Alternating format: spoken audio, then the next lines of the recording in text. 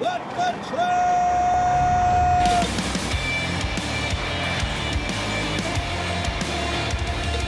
You are listening to What the Truck. Are you ready to truck it? It's time for your Nooner with Dooner here on this Wednesday.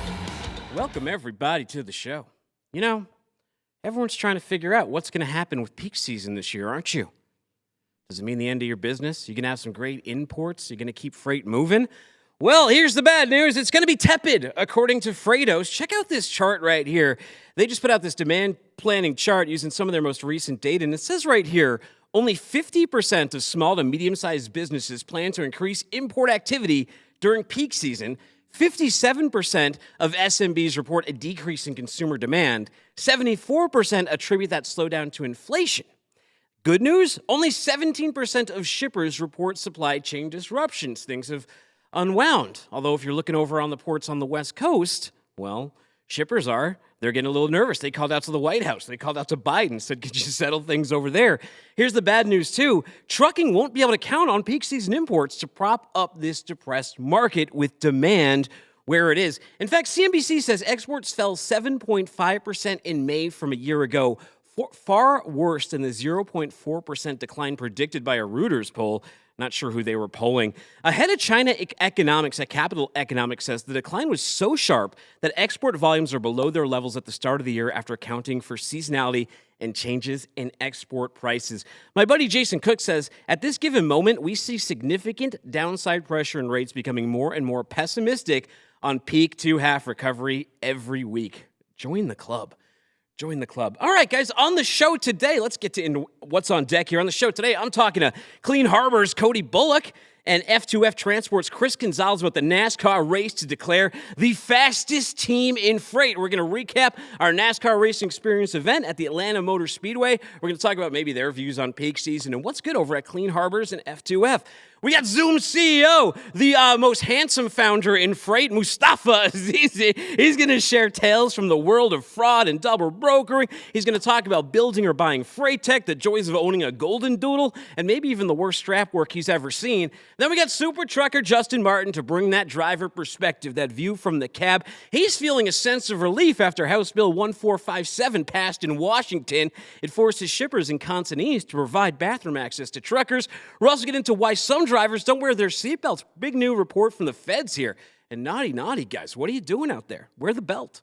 Tales from the CB radio, a season with no peak, another train truck collision, best dog beds for truckers, whether Apple Vision could work for freight, and a lot more. But you know what? Mustafa is right here, right now. So let's bring him up. It's Mustafa, CEO and founder at Zoom. What is up, my man? What's up, buddy? I like the artwork. It looks like the cover of the Downward Spiral. Where are you sitting right now? Actually in a hotel room in Silicon Valley at the Plug and Play Summit. What's going down at the Plug and Play event? How's my connection, first of all? It's getting a little bit better now. How's the Plug and Play event treating you? It's good. I mean, you'd think Silicon Valley would have. You're dropping a little bit on the mic. Guys in the back, is he dropping a little bit on the mic, or am I just hearing things? Guys in the back? Somebody? He's fine. They say you're fine. All right, you're fine. So it's just dropping on me a little bit. Hey, I got to talk about something before you do. Right before I went on air, I ran into a dog. My doggies are at home, and I missed them. And I heard you got a nice little golden doodle. Let's take a look at this doggy. Who are we staring at right now? That's Monty. Man, how long you had Monty for? How old is Monty? So Monty is a year and 6 months. Big Heat fan? You think they're going to take the Nuggets? Come on, man. It's all about manifestation. Yeah, Did you not see the last game? You think that doggie's a bit like the Jimmy Buckets of the Golden Doodle world? You know it. Man, what do you learn? What's good at Zoom? What message are you spreading over at Plug and Play? So essentially, we've developed a software platform that kind of combines the shipper, the trucking company, and the broker. We think we have the best-in-class system that exists in the industry. And really, when you come into the game, let's say our target is large enterprise brokers. So if you have over 30, 40, 50 employees, definitely want to listen to this message. So when you're looking at a new system, you really have like three choices, right? You could build it yourself, but the economy is not really supporting that. You could go buy one of the big four legacy providers, but those guys are like a sinking Titanic, and they haven't reinvented themselves, and all of them have become Nokia, and now they can't change it. The third option is to go buy the smaller TMS systems and patch together a quilt. That's not viable for a large enterprise. We feel at Zoom that we've actually built a software platform with a marketplace with your customer and carrier portals, and it's branded and it does everything you need in one tool. And then we also have an app store where you can connect to all the other third-party stuff you want. We think it's the best-in-class system that exists. I call it BI-FI, built by the industry for the industry. And the thing that's really validating it 2 years into launching it is that we have brokerages running at 15 loads per operator per day. And the industry average right now is about 5 to 7. And this year, we're going to push that to 30 loads per operator per day. So if you're feeling the crunch of freight, if you're feeling the crunch of the economy, Zoom is that efficiency app that can take you into the next level, and it's branded to your company. Okay, well, what makes you think it's the best in class? We heard some fluffy language there. You really propped it up nice, but what is it doing better than anything else that I could have out there? Or why can't I build something custom? What is the issue? What is better about this and from your customer's perspective, not Zoom's perspective, what makes it better for your customer?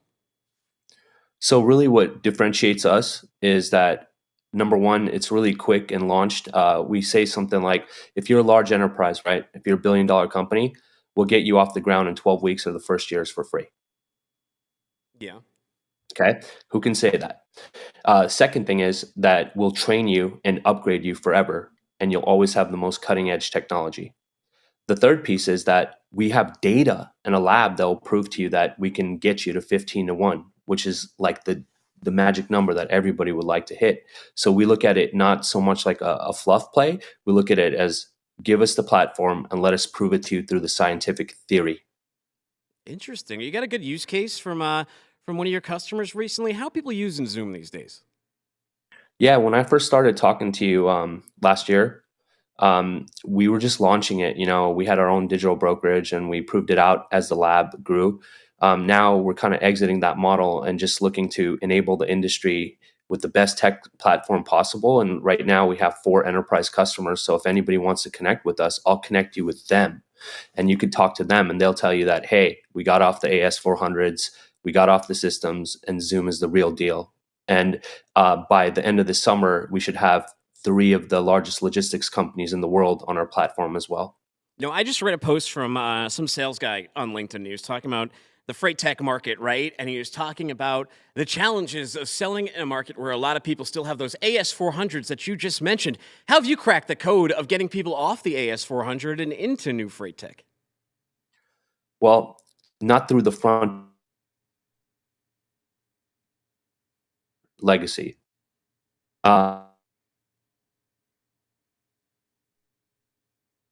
are we losing Mustafa? Guys, can you throw a... Next 3, 6... We got a phoner we can throw up on Mustafa so we can have this lovely conversation? How you doing, Mustafa? We're losing you for a second there. Your hotel Wi-Fi ain't up to snuff. He's gone? All right, we're going to have to wait for him to... We're going to have to wait for him to come back. He's got some double brokering and fraud stories that he's going to share with us. Well, they work on getting him back. Let's jump over to Meanwhile.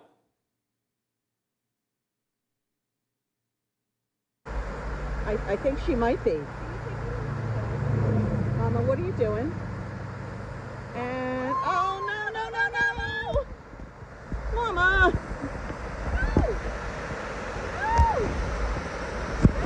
Mom, get your baby.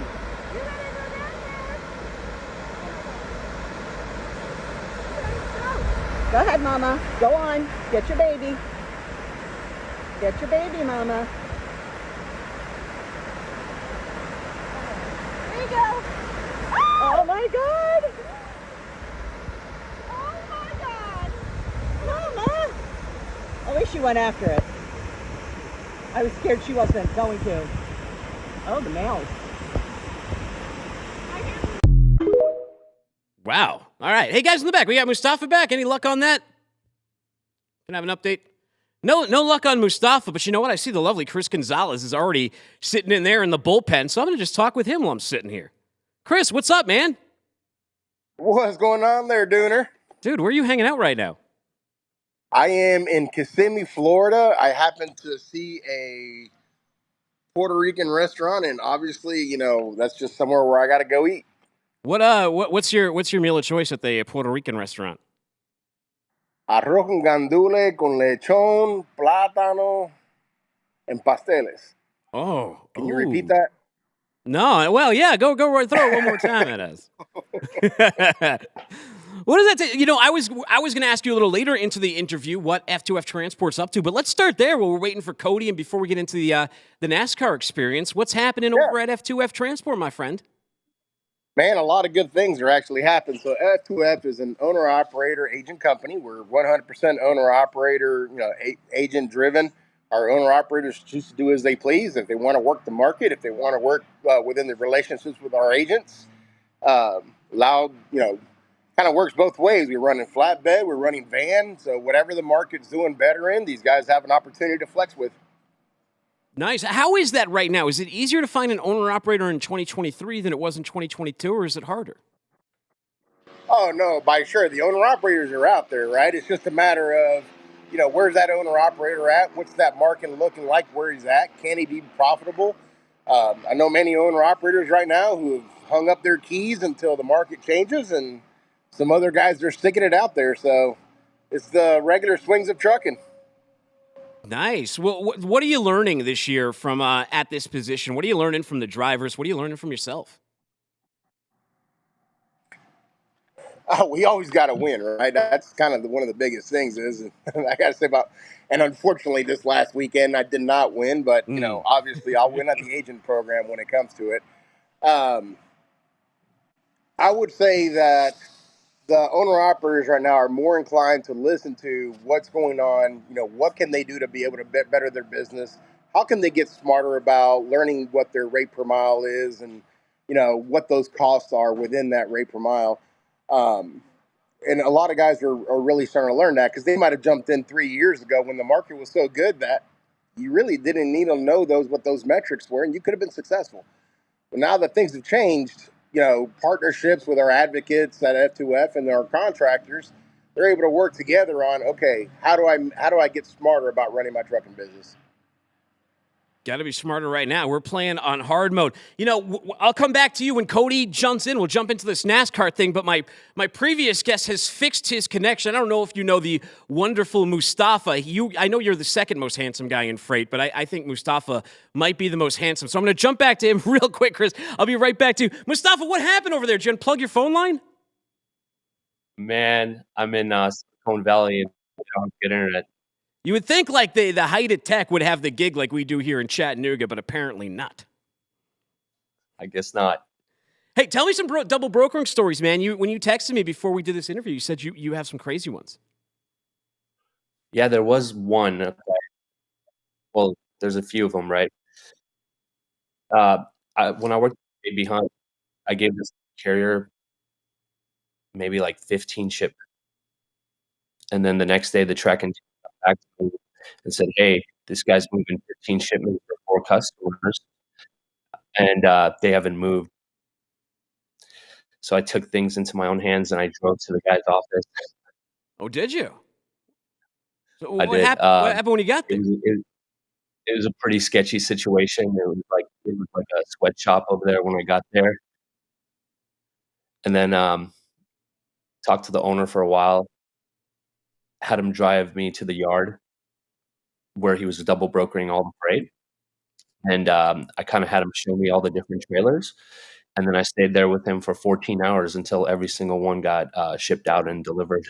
And I came back the next day. There was a couple more trailers left, and then they all got delivered eventually. He was trying to basically pick up all the freight and then double broker them to owner-operators, power only. That might have been kind of like, how did that conversation go? It seems like it would be kind of awkward if you went in there and you're like, hey, that's my freight right here. Yeah, to this day, you can ask people at JB Hunt. Nobody's ever done that because they would just like freight guard report him, but sometimes you got to take things into your own hand. But honestly, the way I solved it is I said, look, we're a large company and you're a partner to us, and you want to do the right thing here, because if you try to hold on to this, it's going to get really bad at you. And I kind of just showed him the right path, and he took that right path. And at the end of the day, you got to do what's right for people and help people and kind of show them the right path. And I feel like everybody has the good in them to do that. But really, I've seen a lot of hype on double brokering and whatnot. And the reality of the situation is that there's no tool out there that can perfectly catch double brokers, because if people are very smart and they can get around it. What really it comes down to is building particular tips and tricks into your company culture, like basically making sure you talk to the driver once you dispatch that load, checking VIN numbers with their insurance company. The reality is that 80% of the employees that we have in logistics companies, they take shortcuts. And even if they're in carrier relations, and our goal is to actually enable them to understand better what they're doing. Yeah, but if they're not good guys, did you bring like a posse with you? Did you bring a Louisville Slugger? Like, what do you do in case this goes south? It was scary, man. There was a lot of weird fellas in there. It was like 12-1. It was just me. And it could have gotten real sketch, because when you walk there, I'm not kidding you, it was like literally a sweatshop, and they had like all these like, I don't know, I remember like turtle tanks and fish tanks all over the place. Wow. And they all had like their food on their desk, and like they were like, one guy was smoking weed in the parking lot. I just had to go through that, man. I was like, Vision, just stay focused. Jeez, John Wick, you almost got fed to the turtles, They could have chopped you up and got rid of you in a second over there. I think John Wick is like the best recorded action movie in all time right now. Have you seen John Wick 4? It's so good. The problem is I watched 1, 2, and 3 before putting on 4, and then I got bored of 4 because it's a lot of kicking in the face. It makes you numb after a while of watching like the same gung fu over and over again. So I still got to finish it. I have like an hour left of the movie. I ran out of gas. I saw it in theater. The cinematography is like, in terms of fighting, it's one of the best I've ever seen. Yeah, you want to see some cinematography? Take a look at this strap work right here. Look at this truck going down the road. Roll this one, baby. Yeah, here we go. Look at this guy right here. How do you rate that strap work? Oof. It's like me putting on my wedding suit. Look at that thing. Just all the belts and buttons just bursting off. Maybe some kid was going to drive on that road and get in an accident, get hurt, and that guy saved that kid's life by blocking that road that day. Glass is half full, baby. The glass is half full, even when it's broken on the side of the pavement. What's the worst strap work you've seen?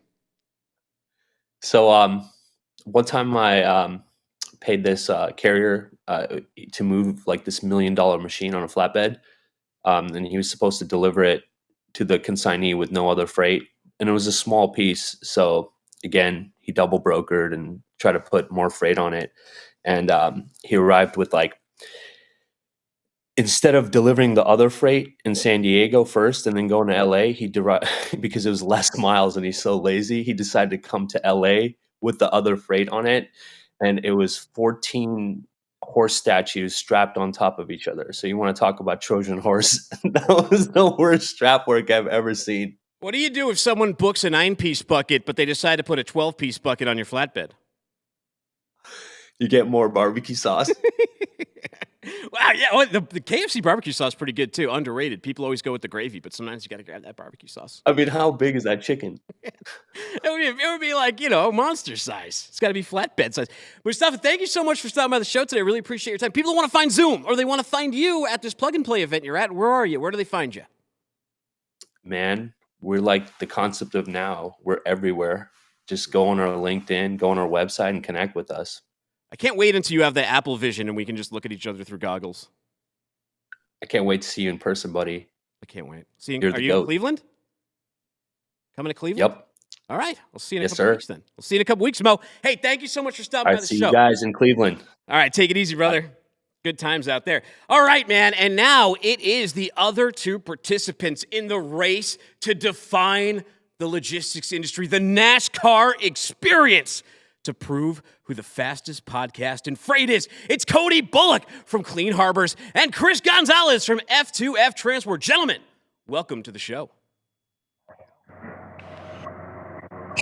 How you doing? Hello. Hey, what's happening, Cody? Where are you sitting right now? I like the artwork behind you. A lot of good artwork on today's show. Yeah, I, I appreciate that, Dinner. I was actually talking with the guy behind the scenes. I'm like, how do I get a background up? I got one with Clean Harbors and Safety Clean branding, and he's like, no, we can't do that. So I was like, all right, well, welcome to the art show back here. I have two lovely young daughters who keep me apprised with the new artwork from month to month.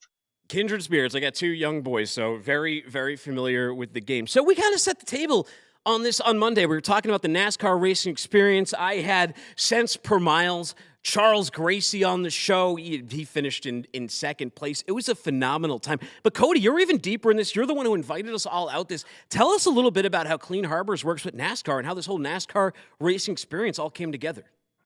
Yeah, gosh, wasn't that a good time, Dooner? I It mean, was. that was awesome, man. It was a lifetime like bucket list type of event. And I do have to give a shout out to Chris. I think he was the original person to network this together, and Clean Harbor is definitely part of that with that relationship with NASCAR. So, at Clean Harbors, it's really about to our core. We're about sustainability, and that's not just about consuming fewer resources, right? But Clean Harbors is about finding those sustainable solutions for companies around North America, so we can continue to protect and keep natural all across North America's environment. So, Safety Clean, the Clean Harbors company, has a 40-year relationship with NASCAR, and so we're really proud of that. That relationship serves a lot of purposes, definitely in regards to that sustainability goal. And so Safety Clean collects all of NASCAR's used motor oils at all their tracks around the country. And you blow that back up to like a higher level. So Safety Clean collects over 135 million gallons of used motor oil a year. Isn't that something? That is something. And you told me that when we were in line there, and it made a lot of sense. But like, I didn't realize that at first, and then I was like, okay, this relationship, it's all starting to come together now. Chris, what would look? Actually, roll this tape right here. This is a tape of our experience. Chris, tell me how you felt at this event. What's the sound? Oh, it was great. I mean, just first of all, I love the engines. I ride my Harley, and I just love that roar. And when I got in that car, and you're sitting there, and you get it started, you just sit there, and you're just like, all right, how's that gas pedal feel? And you go ahead and just push it a little bit, and you're like, all right, this is good. So you knew it was going to be a fun day going forward. I know, I was you and I were a little nervous. It's like, we're not the smallest guys on earth, and it's like, are they going to have jumpsuits for us? And fortunately, they did, as you saw in that picture. Mine fit like a glove. It was nice. Yours was a little snug. Cody and Charles, they looked like theirs were tailor made for them. But then we found out the other thing. Good thing they had a special race car, because race cars are small. If you're like a bigger dude, you're over 6 feet or you're over 200 pounds, you might be like, is it going to be crammed in there? Yes, with two particular cars, but they have two cars that are designed for bigger dudes to jump inside. We got to drive in that Miller Lite car, and I think 127 is the fastest I'll admit to have going on a roadway. How about you, Cody? How fast did you get up to, and how'd you feel? How were you feeling out there? Oh man, it was exhilarating. So I ended up at 126.67. So I got to make Charles respect of that that 0.67 that he left off some of his posts. But man, it was great. I was a little apprehensive going in. I think most people a little apprehensive going to the track to do this type of thing, but from the word go, they set you down safety first, right? So you go through a class, go through the video, track education, the do's and don'ts. It starts to calm the nerves a little bit. Then you get to observe for a while and watch some folks in front of you go, and you're like, you know what? The excitement builds and you get pumped. I got in there and like Chris said, you shift a little bit, you test out the throttle, and you're like, let's go, man. The blood starts pumping, and it's a great time. Those turns hug you tight. I was catching the bug, man. I have an obsessive personality, so like I went racing, and next thing you know, I'm watching Talladega Nights. I'm watching Days of Thunder, which they, as of last year, they put into 4K, so they got a nice little Tony Scott film. If no one's seen it, from the '90s, got that mellow yellow car in it. Rubbin' is racing, I think, is probably the most memeiest line from that baby right there.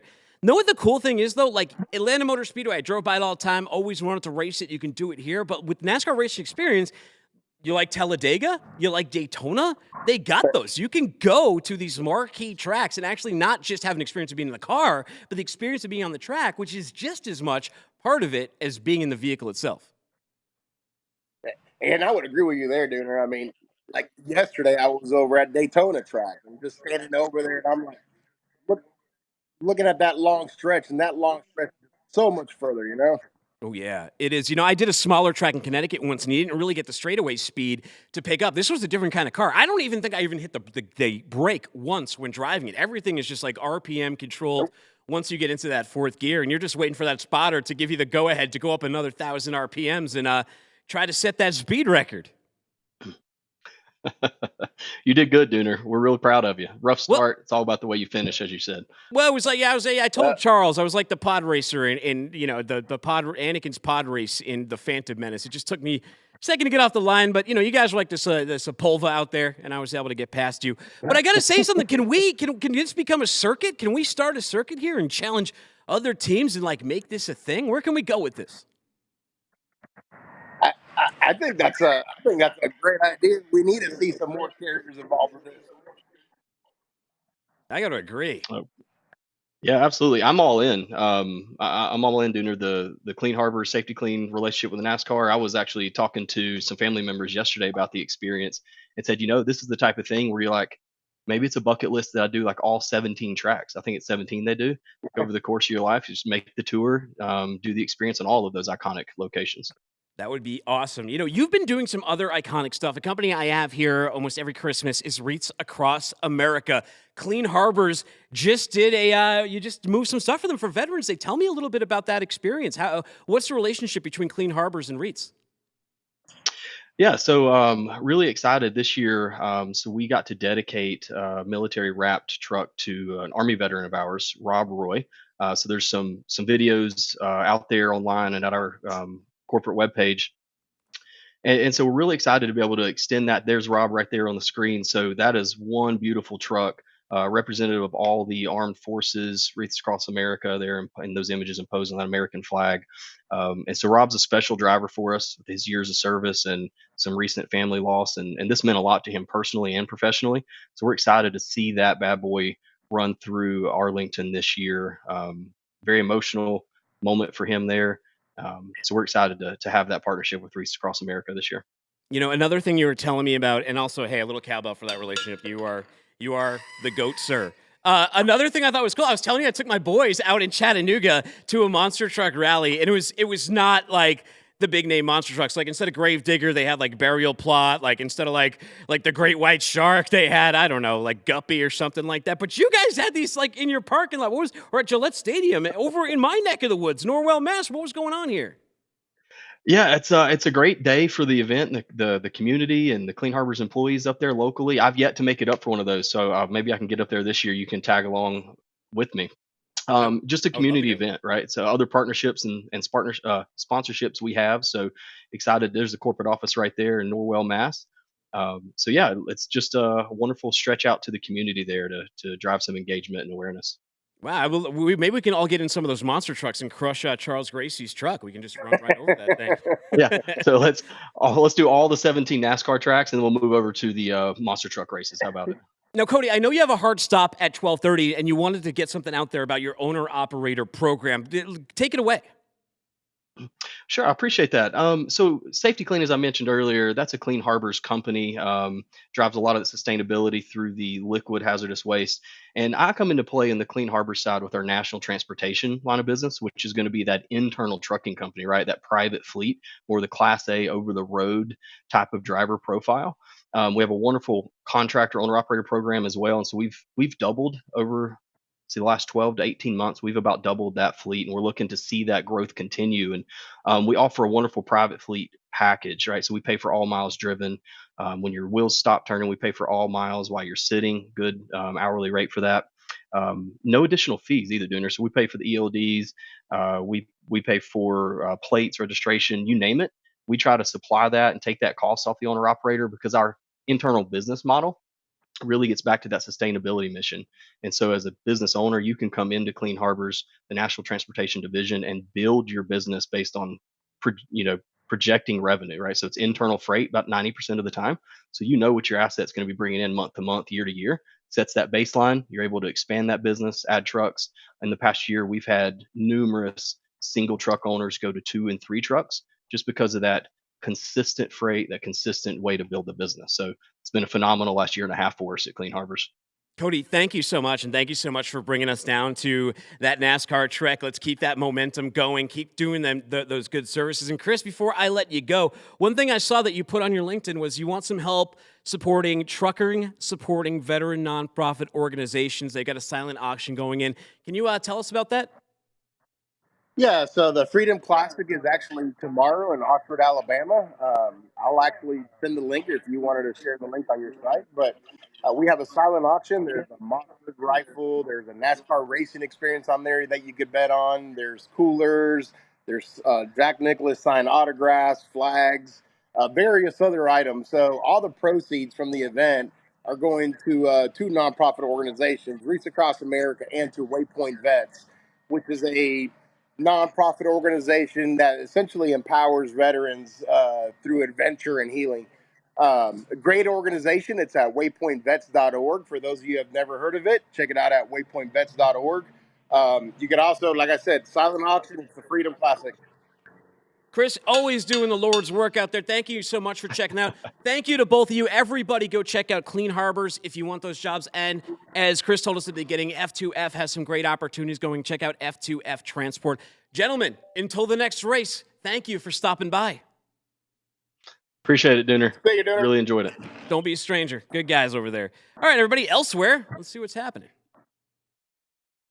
Coming out the door.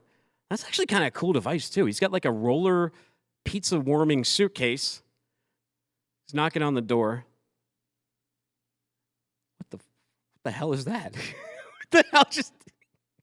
The caption says it's a monkey, but like is that a monkey? Is that a guy in a suit?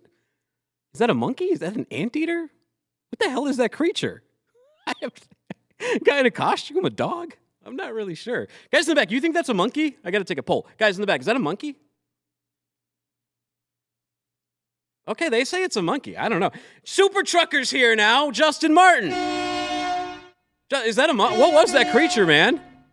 I didn't think it was a monkey. That was a viral video from probably about 6 months ago, I think. It was kind of dressed like Michael Jackson in the Thriller video, not like the red jacket. You know when he takes a date to the theater and he's got the football jacket on? That's kind of how that monkey was. Maybe that was Bubbles. Where's Bubbles been? Oh, yeah, who knows? Hopefully living a nice retirement somewhere. Now, you and I are both, we're into tech, we're dorks. I may be a little bit more cynical than you about it, especially when it comes to AR and VR. They've been trying to sell me VR since, like, there were VR arcades in, like, the 90s. I remember being, like, a young teenager, and they were trying to sell those things, and the Lawnmower Man, and all that stuff. Well, Apple does as Apple does. They try to refine it. Roll this ad here. Here's the new thing. As you see, it's a big pair of goggles that you throw on your face. I was listening to Marcus Brownlee. I don't know if you guys know him. He is a YouTuber. He's a really big YouTuber in the tech space. And he gave this really down-to-earth rundown. He got to wear it for a half hour, and he said the good and the bad. He said the good is that some of the tech in here is unseen before. Some of the eye tracking that's going on in there, the quality of the displays, 2 4K by displays that you have going on, stereophonic outside recording, that all of those things are new cool things. But he also talked about how it's like the Apple Watch 1 and how it's different than other headsets. And one of the issues is that when you see most headsets, they look cheaper, right? They look like they're made of plastic, but there's a good reason for that. Plastic is lightweight. This helmet, he said, is pretty heavy because it's metal and it's glass, and it's got that strap. And even though you have like a side battery pack that they took out of the helmet, it still weighs on you like a lot of other masks do after 30 minutes. Justin, what were your impressions of this? Well, first thing I thought was, okay, there's no live demonstration. Like Steve Jobs will always get up on stage and he's like, check out our new product. And he would do like a live rundown. Sometimes they work great. Sometimes there's like, hilarious videos where like the product doesn't work and he just like throws it at the engineering team in the audience. So it's kind of a bummer to me to see that like Apple's going in the direction of these like really sleek, like high production, pre-rendered videos. There's no like real-time demonstration of like, what the product does. Well, I mean, that would be a little, to be honest, that would be a little challenging on stage because how would you see what someone's seeing without a simulation? But I got to say, that ad right there, I think they made a pretty big misstep. And that was having a parent playing with their kid with that mask on. That is like the dystopian stuff that you don't want in people's mind about we're going to buy, everyone in the house going to have these on. No one's going to interact with the kids anymore. It's going to be this super huge dystopian thing. You think this could have it's expensive, right? It's $3,500. It starts at $3,500. Yeah, you see this over time. Like you see everyone looking at their. You go to a restaurant, you see everyone looking at their phones. Now you go and there's like all the kids looking at their tablets with their headphones on. Next 10 years, it's going to be everybody just with their goggles on, while they're eating their food. See, I don't believe you. I don't think this is going to do that well in the consumer market, and the main reason is. It looks cool until you wear a headset. I guarantee you, go out and just borrow like your cousin's Quest 2, right? It's going to seem cool for the first 15 minutes, the first 20 minutes maybe even. You start getting a half hour, you start getting seasick. You start getting seasick, it starts to mess you, it's over your eyes. And the weird thing about this one is, like the eyeball, the face thing you can see through the goggles? That actually isn't a pass-through. That's not a mirror. That's another screen that is like a virtual version of your eyeballs. Yeah, everything's becoming the uncanny valley. My dad, when he was in the Air Force, he was a helicopter pilot, and he kind of recalled when they first got like the first generation night vision goggles. It was like a 10-pound goggle on the front of you and a 10-pound battery on the back. And he said the neck strain on those things was insane. Obviously, these are a lot more lightweight, but it's one thing to like be staring at your phone for hours at a day, but having that strapped to your forehead, I don't know. I don't know who's more cynical, me or you, on this. Well, I think it's because we're both gamers, too, so we're experiencing one of the best use cases is gaming, and even in gaming, it's limited, and we know people who've gotten these headsets or ourselves have used them, and the games that are made for them, like if you're a gamer, there's better console games you can just look at a screen that are way more engrossing, that are way more consuming. Yeah. This is an experience, but it's not a replacement. And I hate the marketing that goes, this is going to replace your desktop. It absolutely is not going to replace it's not going to replace anything. Maybe you could say it's an enhancement, but it's not replacing anything at this moment. And someone was like, oh, you're going to track shipments on it. Maybe one day. Microsoft and Google tried this with the AR overlays, but like for consumers, Justin, I think you have to put these in Ray-Bans or contact lenses, and then you have a market. Like these would if I'm at like our event, right? Sometimes I go to conferences and I know people just from like their picture on LinkedIn, but I don't know what they look like in human, like in person. Oh yeah, human. It would be cool to have like a little AR that maybe like reminded you like who this person was and like maybe some notes or something. Yeah, I am the worst at that. I am really good with faces, but terrible with names. Like I'll see people's profile pictures all the time. I'm like, okay, I know that person, or maybe if I like argued with them back and forth on Twitter or whatever. But then when I see them in person, I'm like, oh no, what's their name? Now, how about that eye tracking tech, right, that they're building? You think that we're going to see those that tech will mutate inside the cab? We already have cameras in the cab that will dock you in safety if you're not looking. They're kind of remedial, though. I'm sure they would like better tech on those things. And if you look at this tech, the way it can tell exactly where your hands are, like this could be this is an incredibly powerful spying tool. Like George Orwell, George Orwell, he's like the government's going to put the listening device in the screen in your house. And no, people are willingly maybe going to put this on their face and record everything around them. They'll be their own surveillance depot. And I guarantee you law enforcement will have a pipeline. I guarantee you. I guarantee, just like the Ring doorbell, I guarantee you law enforcement will have a pipeline into this. Oh, yeah. No, the days of like needing a warrant are over. They just, ask politely and they just get all the data they want. Remember, there was that fight a few years ago in Oakland. Wasn't it Oakland? They were trying to get the information from someone's phone, and there was this big fight because Apple wouldn't give it away. And that was the barrier that broke. And now, our data's to whoever needs it, I guess. Well, that's because of the encryption. They wanted Apple to break the encryption, and Apple's like, we literally cannot. It's like a law of math. Yeah. Well, I think they showed him, though. They're like, all right, yeah, actually we can. All right, here you go. Someone else will do it. Hey, Justin, you're breathing a sigh of relief, man. There's Safety and Health Magazine reports truck drivers in Washington State will have access to restrooms at establishments where they're picking up and delivering goods under this new law. It was signed May 4th by Governor Jay Inslee. It's called House Bill 1457. It dictates that shippers and consignees provide restroom access to drivers if the restroom is located in an area where providing access wouldn't create an obvious health or safety risk to the motor carrier. So no more signs that say like employee use only, or no more outdoor use, or no more no use by you guys. Here's the thing. You don't have to build a new bathroom for this one, and it goes into effect July 23rd. But Overdrive said this might set a precedent. Now they're looking at this bill on a national level. Give me your impressions of this. There's like all kinds of different takes you can have on it, because the wording in that is very sneaky, where it says, as long as it wouldn't have an impact on like the health and safety of the workforce. So what a lot of shippers started doing during COVID was, instead of having a sign saying no drivers using restrooms, they just say, oh, sorry, COVID, can't come in the building. And I think that's going to get like even, we're going to see like a tension between COVID safety measures versus like This is kind of like a new version of like remember when the EDA was like a big thing? Like everyone had to have like handicap ramps and handicap accessible restrooms. Now it's like if you have any truck driver coming into your business, you have to provide them a restroom just as if they were an outside customer coming in from like a sales team or something. I'm part of me is like I'm glad this has happened because as a truck driver, when you got to go, and you try to provide the best service you can to your shipper or receiver, and you would like to have that returned in kind. There's no worse feeling than when you get to somewhere and they take 5, 6, 7, 8 hours to unload you, and then they also on top of that won't let you use their restroom. We've all done it to ourselves at this point.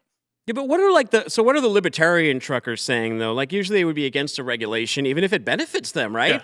And that's the challenge of being an absolutist. That's the trouble with being an absolutist because sometimes you got to be. They're like it's private property. They can do what they want, but at the same time, it's like okay, what are you going to do? Pee in a bottle for the rest of your life? There has to be some give and take on here, and if somebody's not going to give, someone else has to take. Well, and here's the thing. I mean, that I think absolutists kind of have to understand, like, don't always cut your nose to spite your face. Like, we run under all sorts of regulations, right? So we're not in an absolute or idealist, non-regulated society. So sometimes you can weaponize those things to your own advantage, and maybe it's a good idea, especially so you don't, get your pants wet on the way to the bathroom. Yeah, I'm always rooting for the truck drivers. So to me, this is a win for the drivers.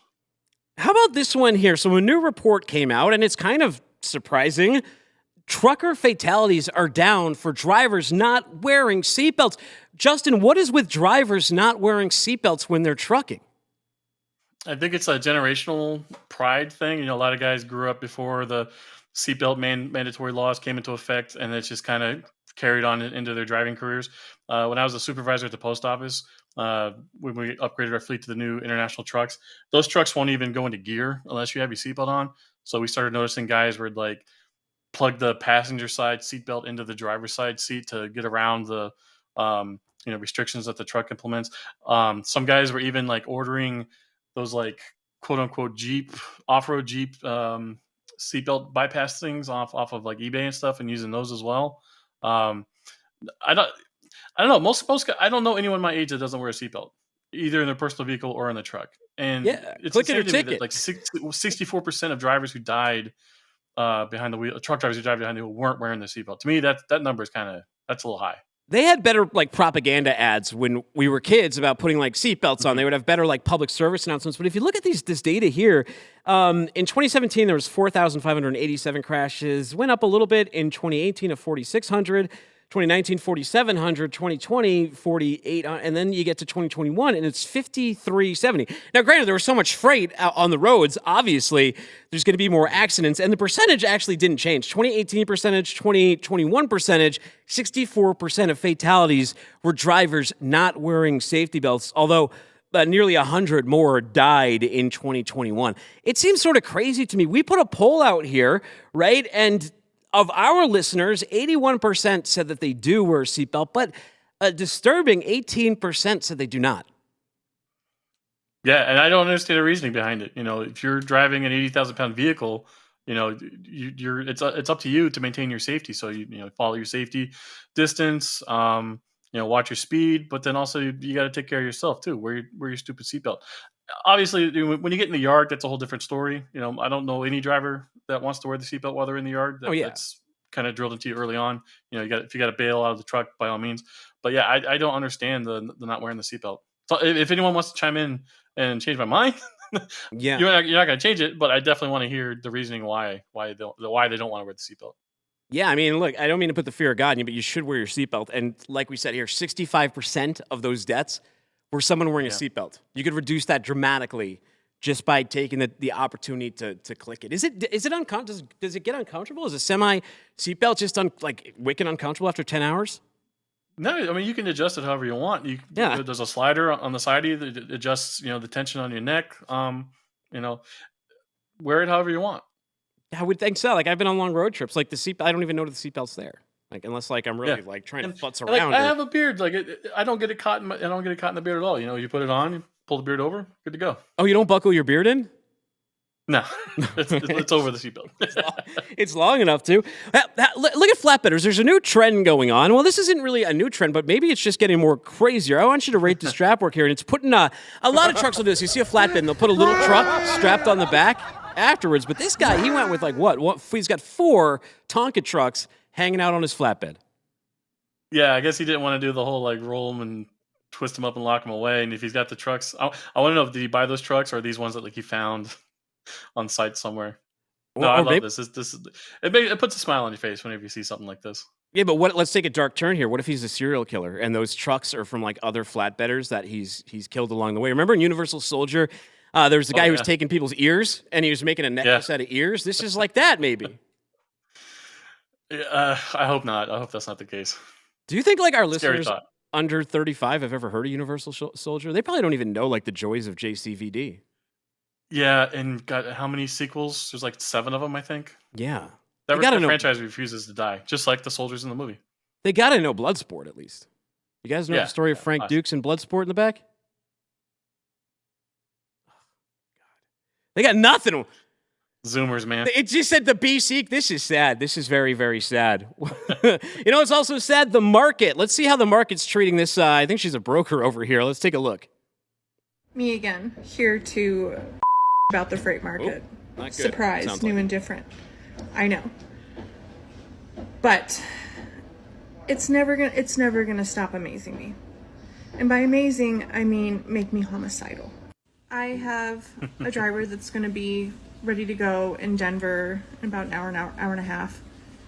And so I'm scouring all my avenues, including the load boards, which is typically, not the business, but you do what you gotta do. And this load has been up all morning. It's an oversized load, which typically pay really well. No. Going from Aurora to Columbus, 1,249 miles, 35,000 pounds, for a rate of $2,900. It's oversized, so it needs permits. And it's paying $232 a mile. That's a rate for just a typical load. Yuck. All right, drop her down, Justin. Let's talk about this, Joe. How do you feel about that load right there? It's terrible. And she said it's been up all morning. I hope it stays up all month and nobody takes that load. Nobody should. I hope no one's stupid enough to take a load like that. Do you think that were the permits like an oversight, not putting that in the load thing? Maybe that was like a broker who didn't know what he was doing. How much do those permits typically cost? I honestly don't know. I know they're not cheap because depending on the state, you might need a escort. I don't think I got a load like that one. It didn't look like it was 37,000 pounds. So at least you don't need like overweight permits as well. It's just oversized. No, I really hope it's the case of like somebody not knowing what they were doing, and I hope everybody called them and like gave them a piece of their mind because that should have never been posted in the first place. Yeah, is it worth calling and giving a piece of your mind, or just ignoring? No. Is it just ignore them? Just block? There are like countless videos on TikTok of like some driver arguing with the broker over the phone, just going back and forth, and it's like, if I was that guy in that position, if I was the driver, I would say lose my number, click. That's as far as the conversation would get with some of these rates. Yeah, in my younger days, I used to waste time like arguing with people, and it's like if it doesn't change anything and it doesn't benefit me, like I'm much better off in my life just doing something positive and just building and moving on to something that will work than like what doesn't work. Yeah, most of these guys are just venting. I get it. I get it why they're doing it, but again, like you said, it's not changing. It's not making anything better. Yeah, let's hear some tales from the CB radio. Let's see what's going on in the cab with this driver. Pull that bitch over and stop talking about it. God damn you, bitch baby. Shit, I'm pulled over right, mother. I had that whoop his ass. I'm whooping your ass. Shut up, you little rascal. Fuck you. Only person can score when you stand land is your goddamn ass. Look at that. I ain't got no panties on. Now, first of all, have you ever gotten in a feud over the CB? Not in a feud, but there's definitely some trash talk going back and forth. That's one of the nice things about driving through a city is like the CB comes alive. It's not just the same idiot in a shack in New Mexico bouncing off the sky, hogging up the channel. There's actually people like chattering back and forth because the drive sucks. So you got to make some joy out of it. What's the weirdest thing you heard over the CB? Oh man, Gary, Indiana. There was this guy that used to come on the radio offering like his services at the TA truck stop, and Oh, not suitable for this broadcast. I'll leave it at that. oh, interesting. Oh, yeah. Okay. Called himself the Indiana Banana. I'll leave it at that. I get it. I get it. Fill in the rest. The lots are filled with bananas when that guy's getting around. Don't slip on his peel. Don't slip. Is there etiquette to like any of this? Like, what if you just keep like swearing away at people? What happens? Everyone shuts their CBs off and then gets into wrecks and then complains about nobody using the CB radio anymore. What's worse? That's usually what happens. What's worse, Xbox like live chat, or in terms of like really just demented racism and off-color comments, or the CB? I think the CB chatter is more clever because they're older guys and they've been at this longer, whereas the kids on the Xbox are just screaming whatever the new hot phrase is. Ooh, yeah. Or they or the old-timey ones, the old-timey phrases that you don't want to say either. I want to know if like the current guys on the CB now grew up on the Xboxes, and that's why the chatter is getting so spicy now. Interesting. Well, I talked to Mustafa earlier. He had that golden doodle. Let's take a look at some dog beds for truckers right here. This dog is sleeping nice. Come on. Show me your new bed. Nicer bed than me. Tell them hoes you got a California king in this. Cause you a king in this. Come on. Tell me you a king in this. Tell them hoes stop playing with you. Say it. Say stop playing with me, hoes.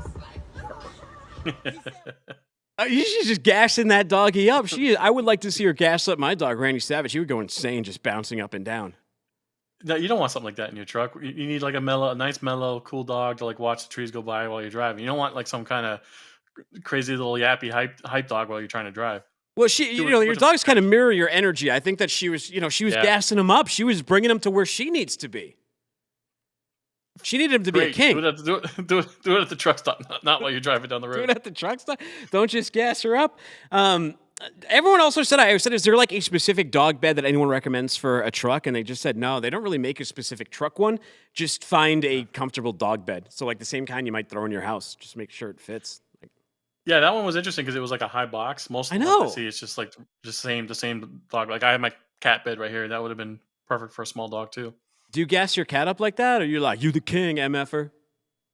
Yeah, I'm really bad with teasing him. And then, of course, he claws up my arm, but it's worth it. Now, you're in office. I've been an office drone. I was an office drone at FedEx Trade Networks. I was an office drone in the early part of my career. Most of the career I've been in offices. You're kind of like a quasi-office drone because you're like hybrid and you hang around with plants and stuff. You don't really have the experience. Yeah. But let's take a look at a day in a life that I think many of our listeners, especially those on the brokerage side, may relate to. And this is the story of the sad existence of a single man. It's the music that makes it sad. This guy's living the life. I mean, he doesn't have a bad day. I mean, this is such like white people problems to think this is like awful, right? Exactly. He has an hour lunch to go home, play with his dog, go back. Nice backyard. He's got a nice backyard. Traffic didn't look too bad. Look at that, hour and a half for lunch. Yeah. Goes back to work. He's done by 4:30. I'm not even done with work by 4:30. And then hits the gym. No, this guy's living the life. I know. Everyone online was sort of crying, and they're like, "Yeah, this is like my awful life. How what happened? What happened to me?" Could be a lot worse. You could be stuck at a shipper receiver for 6 hours with no restroom access. Yeah, and no gym access. Get worse. And not your dog either that you get every day to come home and play with while you make your frozen meal. And then, here's the thing though. Justin Wang, YouTuber Justin Wang, he said that this entire thing is probably one big troll because of this video. The way he's pouring his beer right here. Do you see the way he was pouring that just straight over beer? The other theory I heard was this is an ad for those pizzas right there. Oh, it could be. Yeah, he said they're super healthy. Yeah. I was like, are they really? Yeah. Are they? I don't know about that. Nothing frozen that you microwave is healthy. No. Well, hey, something we talk about way too often on here, and something that happens way too often near me in the Southeast, are truck hitting trains. Look, this is the latest video of a recent truck train crash. And watch the truck driver as they get out of his car and the foolish decision they make not to get the hell away. as we have from Operation Lifesaver on here all the time, run at a diagonal angle away from the truck because it's going to shoot debris. Run away from that truck. Don't run into its path where it's going to throw that stuff. The other thing you'll notice is the blue sign on there. You got to call that sign. Now, I don't know if they had enough time by the time they get stuck. We don't see enough of this video here. But man, that driver, and it turns out she's a lady. According to WSB TV, a woman who appears to be the truck's driver stands perilously close to the cab. That was a CSX train that went through it. Fortunately, nobody was harmed in this incident. Yeah, even if you have time to like call that number on the box, these trains are so long and so heavy now. It takes them miles to stop. Oh yeah, yeah. Yeah, Call that box driver's when you're lucky to safe. survive. Like don't look at that. Run away from your truck first at a 45-degree angle away, almost towards the train, at an angle towards the train. Because what's going to happen? It's going to hit that, and it's going to do what it just did. It's going to push all the debris towards the direction. Don't run away from the train. Run towards it, 45-degree angle. Yeah, and I need to take a close look at the intersection because it didn't look like it was a steep, hump for that truck to get over. Maybe they had their landing gear down too low, or there was a heavy load on that trailer. Stuck behind another, who knows? I mean, there's like a few reasons these things happen. Well, one last thing. Let's end on a good note. Let's rate this jump shot right here, man. Where you throwing it? Open the hoop. Oh, I want to see that. Hold up. Let me see. Whoa. That was a nice pickup of the ball. Yeah. Oh! Oh, he's running out of the stadium, too. Makes the hoop, but then gets hit by a car. That's all we need. I love New York. People can talk all they want about New York. New York will always be New York. It's always going to have some of that greatness to it, man. They have the best characters. New York is the main character. Well, hey, thank you so much for stopping by. Go find Super Trucker on Twitter, on the internet. Go follow us on social media, FW What the Truck on Twitter, on TikTok, wherever you get your stuff. Subscribe to the show wherever you get podcasts, like the audio version. You want to watch this live, it's on tv.freightwaves.com. It's on Twitter now. It's on FreightWaves LinkedIn, FreightWaves Facebook, all those kind of things. By me, at Timothy Dooner, that's DOONER. Take care, and don't be a stranger.